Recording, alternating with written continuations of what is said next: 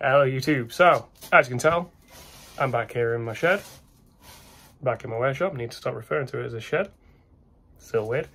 Anyway, that means here comes episode 5 of my GGBO build. I did originally come in here yesterday and record this intro and a few other little bits, but things kind of went wrong. Something happened where something broke.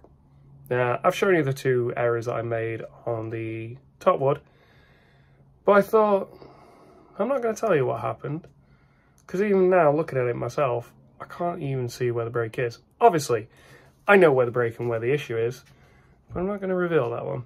Because the beautiful part about something breaking and you're having to fix it is hiding it. I did also do a lot of talking about what I've planned to do. I did a lot of tests off camera to try and figure out the best method for removing the excess material, because obviously in my last episode I really struggled using my jigsaw to do it. Obviously in hindsight, really should have done the bodywood closer to the template, closer to the top wood, but what can you do? There's no going back now. Like, this is where I'm at. So plan today is use my Shinto Saw Rasp, which is incredible. I love this thing, to shape the body as close as I can, because I've just also done a little bit of a test with my router as well, and because of the top wood and the main body wood, the double bearing of my bit that I use is only just touching the template, so I really need to get this body wood as close as I physically can. So that's the plan for this episode. So I'm going to shape the body down, get everything routed out, get my words right. Joys of it all being unscripted. Also, word of advice, do not do stuff like this when you've been awake from 3 o'clock in the morning, because that's what happened yesterday, and that's why things went wrong. But I wanted to get in my shed. Weather was nice. I thought, why not? And then, yeah, I messed up. Anyway, that's enough talking. So here comes me shaping this body out using my Shinto Saw Rasp. Right, so this is where I'm at.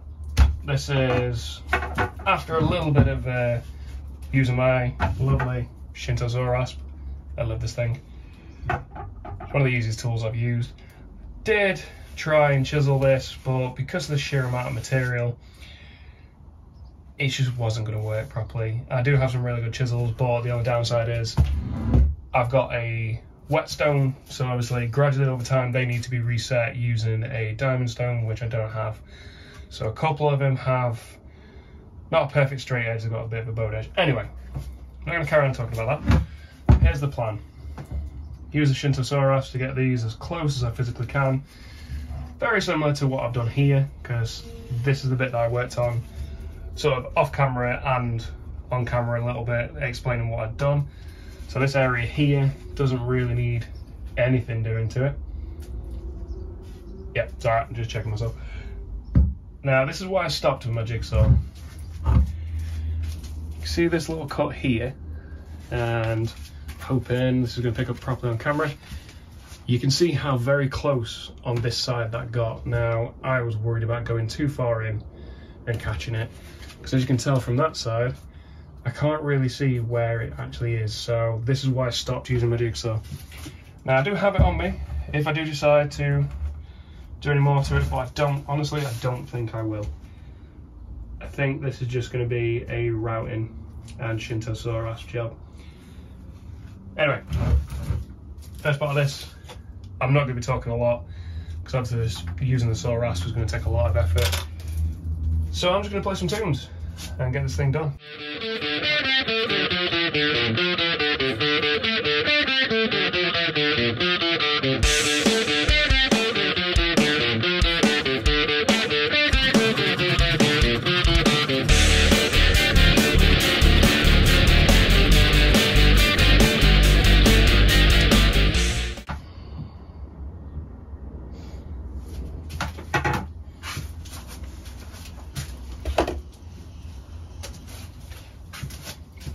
Just realised I'm going to have my back to you a lot of this footage, so I'm thinking probably going to attach my camera up here. So next scene, I'm not going to talk much. I want to rearrange my camera. Right, there we go. Right, this is a very different camera angle. It's the first time I've ever used it. I just realised that, like, you're just going to be watching, like, my back, and that's it. You can't really see what I'm doing. Obviously, this is going to be sped up quite a lot. So, anyway, as I say, not going to talk too much.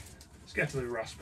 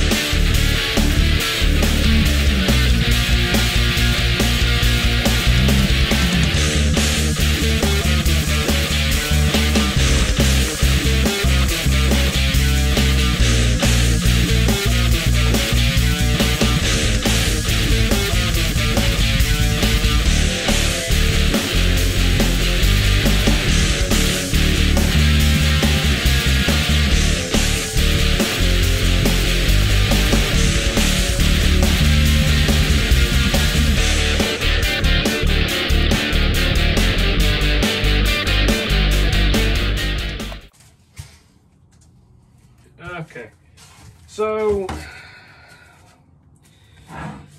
using my Rasp is going to take me forever. That's why I was just stopped and started a few times, just trying to figure out exactly what I can do. So, looking at it, that's why I try to use my vise as well. This side is going to route away no problem up to about here. And what I did was I put it on with, so I put the router on with this bit on, which is the double bearing one. And the thing is, it literally goes, I mean, you'll be able to see it here. Like, I need the double bearing to be able to run across that safely. And I'm just worried that it's not going to be. So, I mean, I can do a single bearing, you know, having a single bearing, so like, there isn't a problem, but it's once it gets any higher than that, I mean, at the minute, I'm pretty sure, yeah, look at that, it'll be running across the template and potentially cutting the template out. I'm going to do a few tests off camera, because I'm still trying to figure this one out. So I'm going to pause the footage of doing the rasping right here. Right, so, you saw me the end of that little clip, messed about with my router. I really should have just carried on with the Shinto rasping. The thing is, I think I've been a bit impatient. Don't know why. I've got ages to do this, and I'm only just going to be ordering the hardware and the parts and everything end of this month. So, you know, next week or so.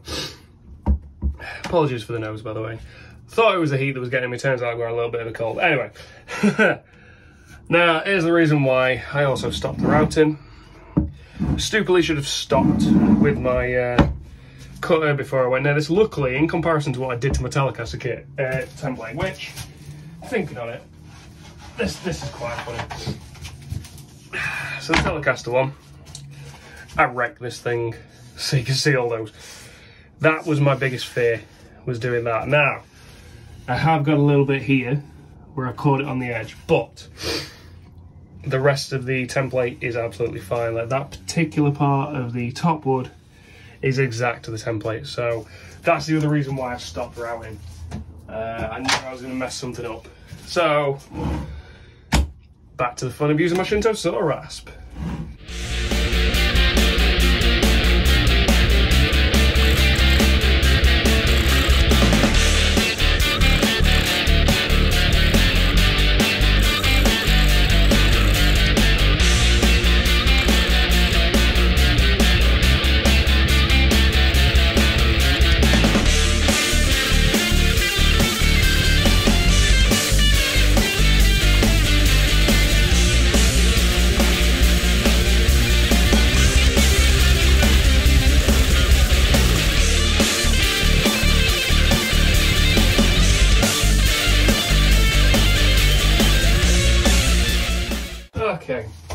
I'm going to leave the footage there for today.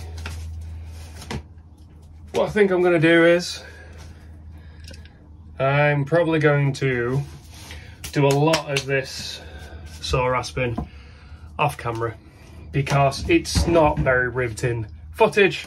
It's very boring, but it is working. Like, I basically just need to stop being so impatient. But like I say, it's going to take like a month for my neck to get here anyway, according to the reviews. So it's not like I've got to rush this. But yeah, I'm going to leave the footage here of doing the rasping. I will be doing all the rest of this off camera, because there's that worry as well of messing up on camera. And yeah, so the next scene of this should be as rough cut as I physically can, and I'll be getting onto the routing. Right, well, it's been a while. It's been about a week since recording the last section of this video. At the end of that, I did say that I was going to use my lovely Shinto Saw Rasp to do all the shaping of the body. But with the sheer amount of material, it wasn't going to work. It would, like, that Shinto Saw Rasp is amazing. It takes a hell of a lot of material off, but it would have taken me twice the amount of time. So what I decided to do was, I remembered that this particular 6mm Triton chisel is going to be backwards to you guys. That was like the sharpest one I had because I very rarely used it. I think the last time I used it was for the battery box on my Randy Rhoads Bloodsplatter V, which I uploaded a while ago. So I knew that one was sharp up to a certain point, and eventually it died, as in the blade went blunt. And that's why I'm recording today, because I had to sharpen them all yesterday and all that fun stuff. But I will show you something that happened. Now, I realised how much I was wrecking this, so I decided to use the router sled that I made for the rest of it. But I kind of wrecked this worktop by chiseling. Now, it's not the end of the world, because this worktop was free. Especially this section, I never actually intended to have this. This big back bit I've always had. Again, this was free. And then my dad suddenly appeared with this bit, and then he also appeared with this bit. Now, as you can tell, this doesn't match in with the rest of them, so I'm going to change the colour of it, put a wrap on it, and all that kind of stuff. So I wasn't really worried about wrecking it, and it was the easiest way to do things. So I'm going to switch to my rear camera now, so that I can show you where everything is, and I'm going to talk over that as well, and explain what's coming in the next part of this video. Okay, so the last time you saw this, it was all over the place. Like, I had, you know, relief cuts in it. There was a weird section down here that was cut, but as you can tell by me turning this round, it's pretty much shaped. You will hear a little bit of scraping. I do need to sand around the back of it. So the only section that is left in regards to the excess material is this bit. So there's a reason for that. When I routed this away, obviously, because there was nothing underneath it to support it properly, I have a feeling that's why it broke. Like I say, I should have always done it this way around, but you live and learn. My plan is, as you can see now, this is perfect to the Zebrano wood, so the double bearing of my router bit will run perfectly on this, which means I can have it cut this section out. So it's literally just this bit that needs doing, because as you can tell, this other little section now is a bit messed up there, but I can fix that with sanding. This is all fixed, so this is the other area that broke, and luckily it was only, I think it was only a little section here that was a bit messed up. So that's that. Now this little bit here, I messed up a little bit, I think. From what I remember, sorry, it's been a while since I did this, I tried to use the 32mm router bit on this section, but I stupidly went the wrong direction. Now, feeling on this, what I did, when you saw my recording of me doing the Zebrano wood, I went this direction, which was fine, it worked. because it's going with the grain, you know, going in the right direction. Core was turning this way, fine. Well, that little bit that messed up there, what I think I did was, I tried to do the same thing. So obviously once I came around this way, I was going in this direction. But as you can tell from this, that is going against the grain. So what it tried to do is it tried to chip out and wreck it. That's the other reason why I want to get the soprano wood top sorted first, because then I don't have to worry about the soprano wood getting wrecked, because the bearing eventually will be running on this bit. So from what I've gathered through doing all this, this is the grain direction. But obviously what I'm going to be doing is I am going to be taking it little sections at a time, because you can probably pick this up. There's still a lot of glue here, which is the reason why I'm going back around the soprano wood again to get that off. But I'm really proud of this glue up, because you can see the line there. I mean, it is a perfect bond. And to say this is the first top I've ever glued on, I'm really happy with the result. Anyway, I always say that I trying to make these videos not too long, but hey, to be fair, this combine is shorter than my previous one. Next section of this video, you will be seeing me finally getting my router out and finally getting this thing routed away. Well, day's finally come. I'm getting this bad boy routed out. Now, I did a little test cut, so I've been saying throughout this, I think I've cross-grained stuff and all that jazz. I've just done a little test cut, so I've got my blade set to the right depth, the cutter, so that the double bearing is running along this template, as I stated, so I can take off any excess soprano wood. And I've gone around, because obviously I just wanted to do a test off camera, and it's actually done it really well on this bit, so we'll see if I've cross-grained it, but I am going to take it slow and steady. I'm not going to rush myself, because this is now at the point where if I screw up, I'm going to have to start all over again. And I don't particularly want to do that. So, this video is already going to be quite long, so I'm going to stop talking now. Stop saying so much, because that always happens. Stick some tunes on. Let's get this bad boy routed out.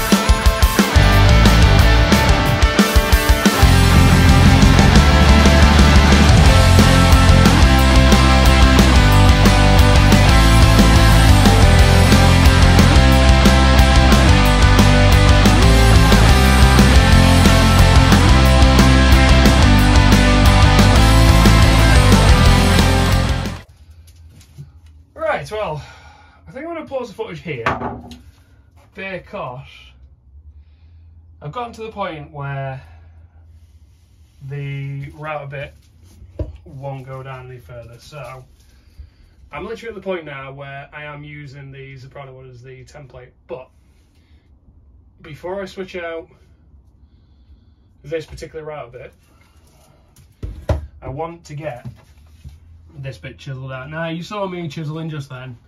Hey, it isn't the greatest thing. Yeah, it's pretty nasty, you know. I can see here from doing this routing, there's a few sections where the router's not necessarily going to take it away, but that looks amazing. So there were wood glue here that was like really bad, like I didn't get it off, and that router bit has just cut through like butter. Now there are some areas that are a bit messed up, but the joys of sanding. So I'm going to put this footage here, and I'm going to get this thing chiseled, like the excess material chiseled out there, because that was always the plan. Get this top bit routed and then start that. So I will be hopefully coming with you again soon. Try to get words right, Scott. It's excitement getting this done. I'll be talking to you soon after I've got all this chiseled out, but it shouldn't take me long because it's literally only this little section here. So I'll talk to you in a minute. Alright, so I've just done my little test on this just to see if what I'd done was right. So as you saw, my chiseling, very shoddy, very crap. Not ashamed to admit that, but it was the quickest and easiest way to do all this material. Like, let's put it this way. It's like here, that's all the excess material that I've had to hack away. So you find the quickest and easiest way to do it. Now, a lot of the areas, as I say, there's some really bad bits. Like, you'll probably be able to see it down here once I move this fence out of the way. But I actually managed to do it where I managed to cut this down. Now, the only problem was a little chunk came out the bottom. Apparently one of the clamps I used to hold it in place decided to drop off at the worst timing, took a chunk out. Now, I've just done a test pass on this, and it actually went perfectly all the way around. Like, I have no issues. So I'm just going to stop talking. I'm going to alter this, get my tools on, get this routed away.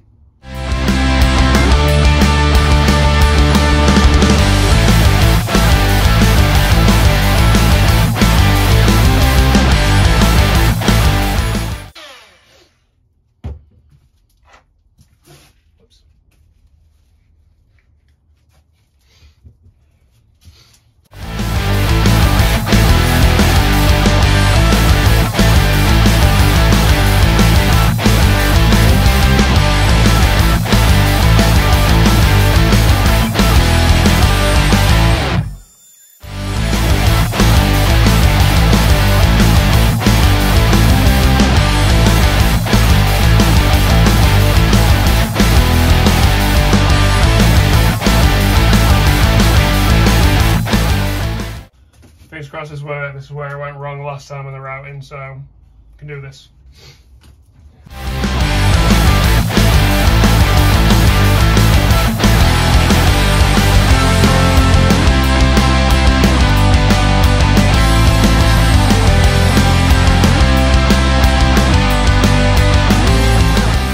Okay, so what happened there was the cutter is definitely too big for the amount of material that's here. So what happened was basically it's jumped and it's taken a bit of a chip out of everything. I had a feeling that might happen, so what I've done here is, you'll laugh at me for getting my finger stuck a moment, I'm taking off the template because the Zebrano wood is now perfect. So, I mean, to be this super glue and masking tape has been on for a while, so I'm going to speed this bit up.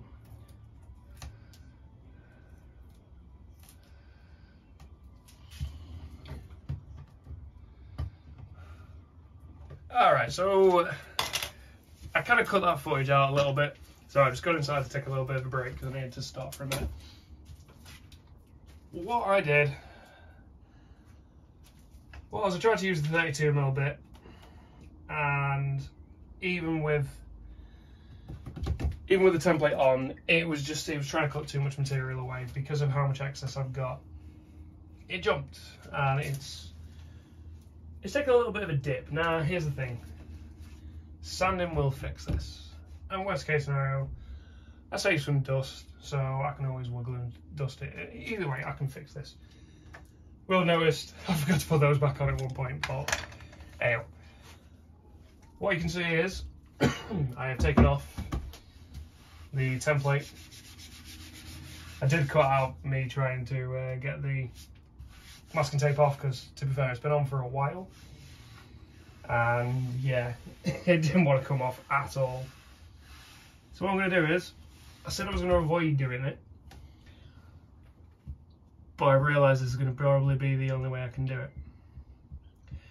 I'm going to go through with this one, the 12.7 one with the double bearing, because now I'm at the point where there's a brown and wood in the body are becoming the template.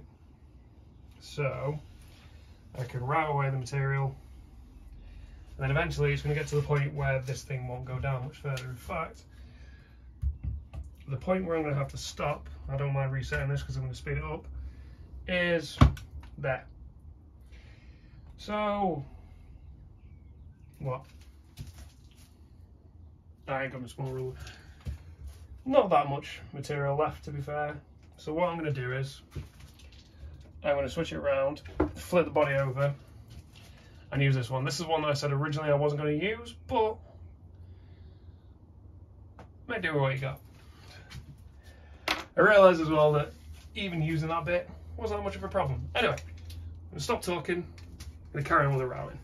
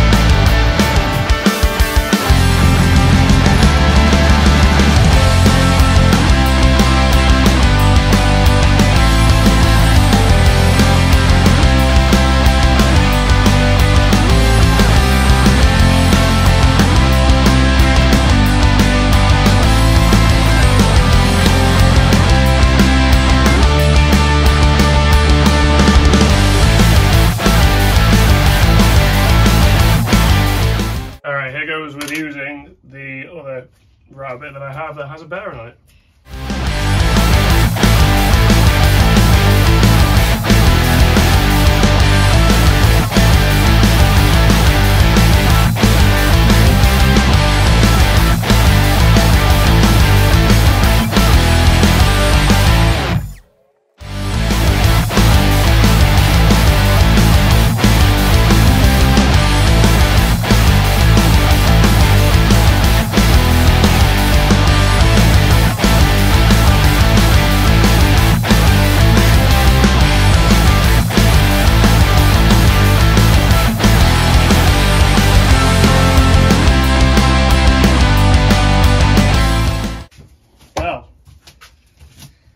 I think it's official, guys.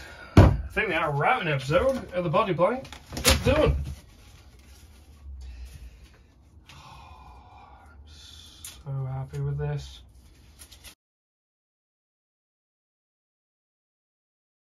Now, the thing is, I want to come close to the camera in a second. There's some messed up bits still, like from where I chiseled it. But you see, the problem when I was doing it all was the sanding. Because I didn't want to wreck the template, because I plan to use this more than once. I mean, 45, 50 quid investment, so I'd be daft not to make another Mockingbird later on down the line. Let's get this off. So, my main worry during this whole removing material thing was protecting this. As I showed earlier, I don't want the same thing to happen to this as happened to my Telecaster one.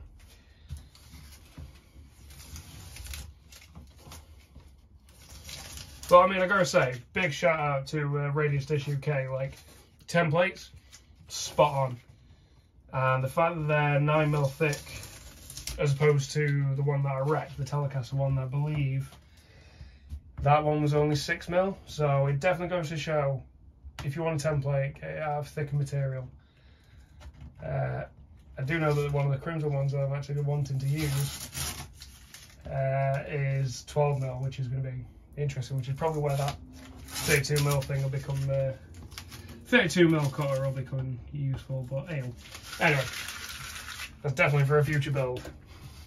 So I ain't even done half of my guitars I've got planned. Right, that's enough talking about that. So, I mean, from there, you can't really see where the problem areas are.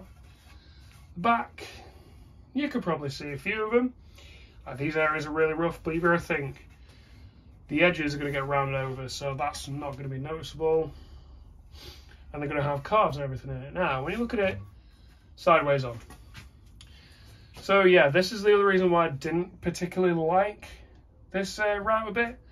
Because I did the same thing on my Telecaster. Now, yeah, there's a few areas which isn't perfect.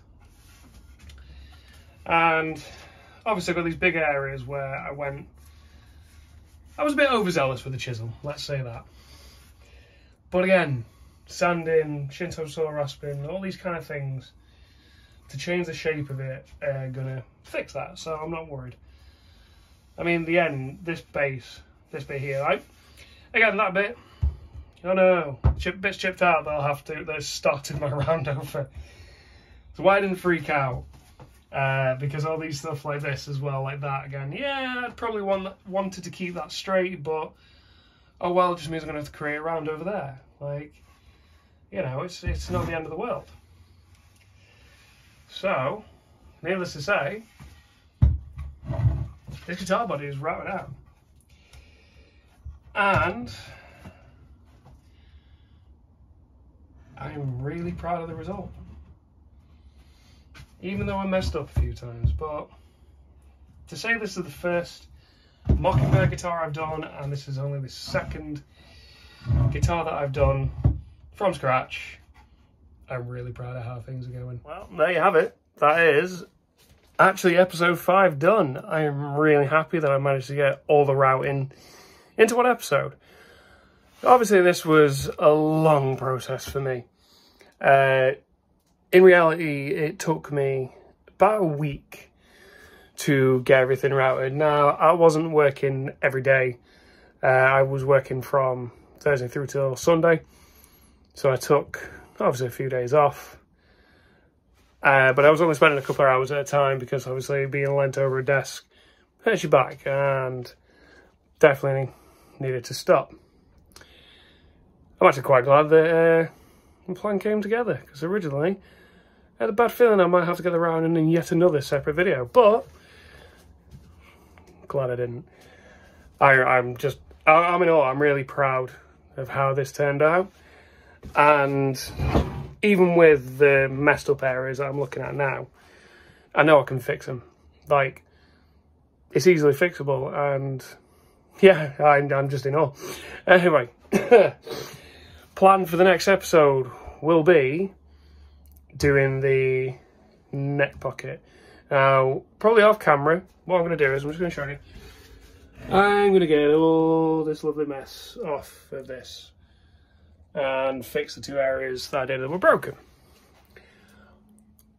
I have the neck, all the hardware on order.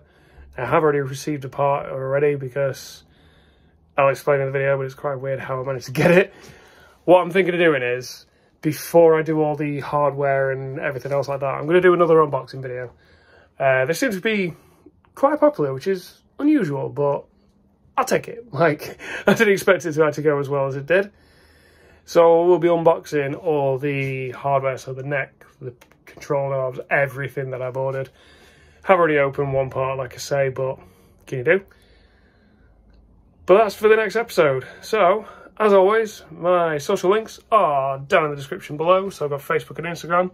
Feel free to follow me on there, like the page, share it with your friends, it'd be appreciated. As always, whenever I upload a great guitar build-off video, the link to the GGBO website is in there as well. Please follow my journey on there as well, but also please follow everybody on there. Like, there are some amazing builders. I say this every time, don't really care. I'm going to say it every time because it's true. Some amazing builders making some amazing stuff, and they deserve all the credit in the world, and they're an amazing community. So I want to say thank you to everyone already. Even though it's already only been like, you know, what, a month, 2 now? It still feels like the best thing I've ever done. And that's pretty much it, all I have to say. Yeah, I was just thinking then, I was like, do I have anything else to say? No, I don't. So if you like the video though, feel free to give it a like and subscribe to the channel. And again, possibly share this video with your friends. Any support for the channel would be appreciated. That's all from me in this one, so I'll see you in the next.